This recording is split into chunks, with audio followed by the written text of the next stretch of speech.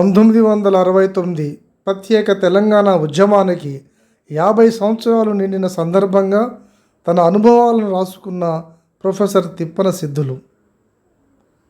తెలంగాణ ఉద్యమంలో తొలితరంలో 1969 విద్యార్థి ఉద్యమంలో పాల్గొని తెలంగాణ తల్లికి సేవ చేసే అదృష్టం నాకు కలిగింది అన్నారు ప్రొఫెసర్ సిద్ధులు గారు. 1969 తెలంగాణ ఉద్యమ పునాది రాళ్ళల్లో నేను ఒకడిని అయినందుకు గర్వపడుతున్నానన్నాడు. ఆనాటి పోరాటానికి తాను ముందుండి ఒళ్ళు గగురుపడిచే ఉపన్యాసాలు ఇచ్చి చెరసాలలే చంద్రశాలలుగా, అరిదండలే విరిదండలుగా భావించి భారత స్వాతంత్ర పోరాట స్ఫూర్తితో తెలంగాణ ఉద్యమంలో పాల్గొనే అదృష్టం నాకు కలిగిందని సిద్ధులు భావించారు.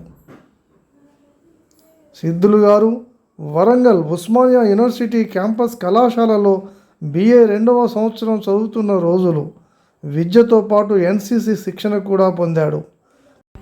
Thank you friends. తరువాయి భాగం అతి త్వరలో.